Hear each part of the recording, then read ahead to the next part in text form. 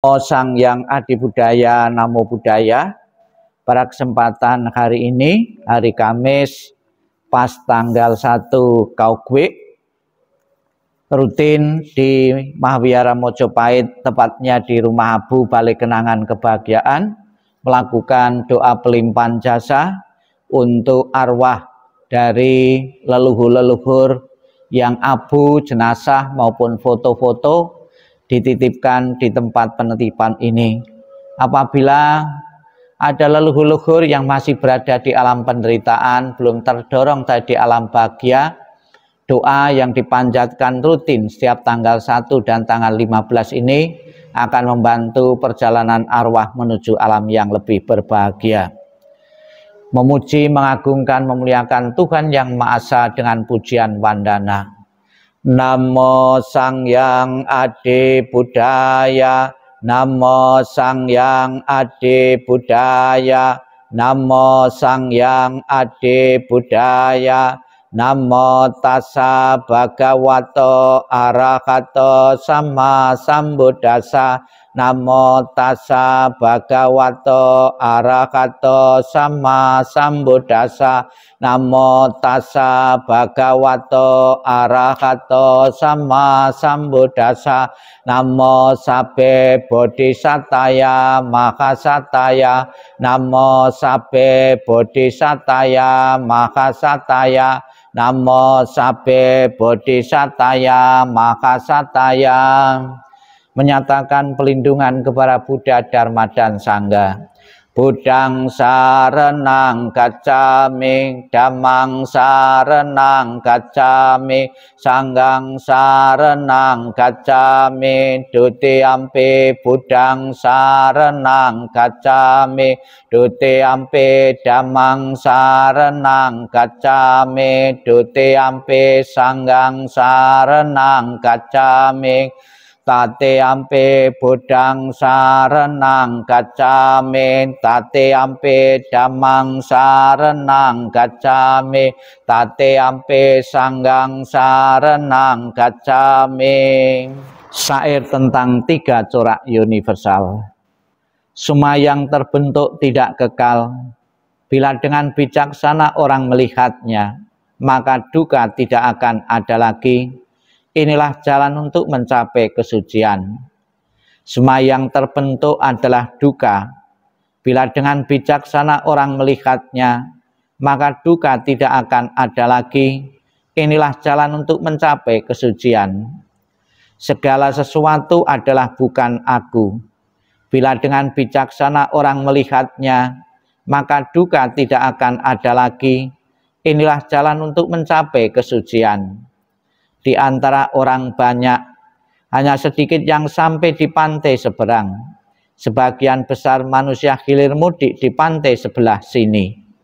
Tetapi di antara orang banyak, hanya mereka yang melaksanakan dhamma yang telah dibabarkan dengan jelas, dapat menyeberangi alam kematian yang sukar diatasi.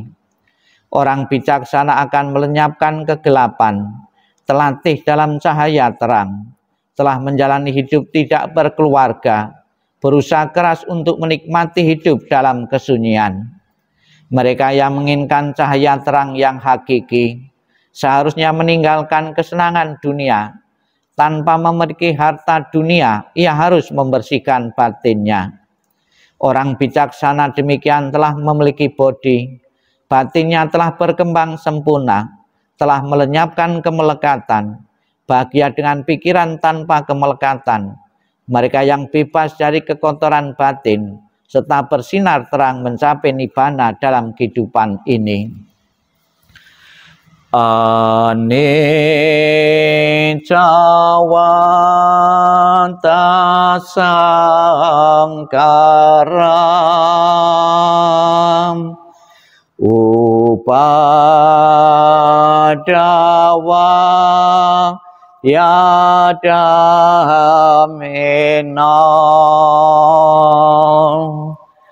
upacitwa nirujanti, Tesang wopasamo sukong anicca wata sangkara upadawaya daminong upacitwa nirojanti tesang wopasamo sukong anicca wata sangkara upadawaya daminong upacitwa nirojanti tesang wopasamo sukong. Perenungan syair seumpama gunung. Bagaikan batu karang yang besar, puncaknya menjulang ke angkasa, berubah dan hancur karena pengikisan dari 4 arah. Demikian pula kelapukan dan kematian menguasai semua makhluk. Apakah dia kesatria, brahmana, pedagang, pekerja, kasta buangan maupun pembersih jalan. Tidak seorang pun yang akan terbebas. Semuanya pasti menemui kematian. Dalam hal ini tidak ada tempat bagi gajah-gajah, pasukan maupun prajurit. Tiada satu pun dengan mantra perang atau kekayaan dapat mengatasi kematian. Sebab itulah para bijaksana telah melihat manfaat kebajikan bagi dirinya, maka mereka memperkuat keyakinannya kepada Buddha, Dhamma, dan Sangha. Siapa saja yang melaksanakan Dhamma dengan baik, dengan pikiran, ucapan, dan perbuatan, orang itu sangat terpuji dan setelah meninggal ia berbahagia di surga. Sabbi satta bhavantu sukhitata, semoga semua makhluk hidup berbahagia dan sejahtera. Sadu, sadu, sadu.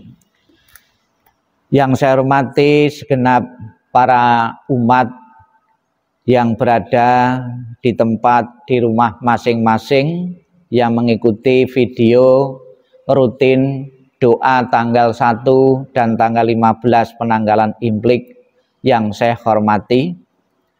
Tujuan dari mendoakan seseorang yang telah meninggal, baik saudara kita yang kita kenal maupun yang tidak kenal, adalah sebagai wujud kepedulian kita kepada orang tua kita, kepada saudara kita, kepada teman, dan pelimpahan jasa ini adalah sangat berharga bagi leluhur-leluhur yang masih mengalami kesulitan di alam-alam yang sedang ditempati, sehingga keluarga yang masih hidup sebagai bentuk empati kepada leluhur-leluhur yang masih berada di alam penderitaan, menyatakan bakti dan hormat dan terima kasih atas jasa-jasa yang pernah diperbuat, yang pernah bersama kita. Sang Buddha mengatakan hadiah terbesar yang bisa diberikan seseorang yang hidup kepada yang telah meninggal adalah melakukan pelimpahan jasa. Pelimpahan jasa ini berguna dan bermanfaat. Yang pertama, terutama yang masih ada ikatan karma dengan leluhur-leluhur yang telah tiada. Keluarga-keluarga khususnya yang ditinggalkan, pasti ikatannya masih kuat dengan leluhur yang telah tiada. Maka sudah selayaknya dan sepantasnya memberikan kesempatan kepada leluhur yang masih hidup untuk berdharma bakti dengan melakukan doa dan pelimpahan jasa. Ibarat seseorang yang akan melakukan satu perjalanan, keluarga yang ditinggalkan memberi bekal yang memadai yang cukup untuk terhina di alam-alam bahagia. Semoga dengan sesering mungkin kita melakukan pelimpahan jasa yang ditujukan kepada leluhur yang telah tiada, benar-benar bisa membantu melapangkan jalan para leluhur keluarga yang masih berada di alam penderitaan untuk segera terlahir di alam bahagia, alam surgawi. Dan juga keluarga yang hidup memberikan bantuan doa ini sebagai wujud dan sebagai praktek dharma. Di dalam Sigala Warda Sutta disebutkan kewajiban seorang anak kepada leluhur yaitu melakukan doa pelimpahan jasa. Semoga dengan kekuatan berkah Sang Triratna Buddha Dharma dan Sangha, dengan kekuatan kebajikan-kebajikan yang dimiliki oleh leluhur dan dukungan doa dari semua pihak, leluhur-leluhur yang hari ini kita doakan, yang disimpan abunya maupun fotonya di tempat penitipan abu jenazah di Mawehara Mojopahit ini benar-benar terbantu untuk terdorong terlahir di alam bahagia. Sadu, sadu, sadu.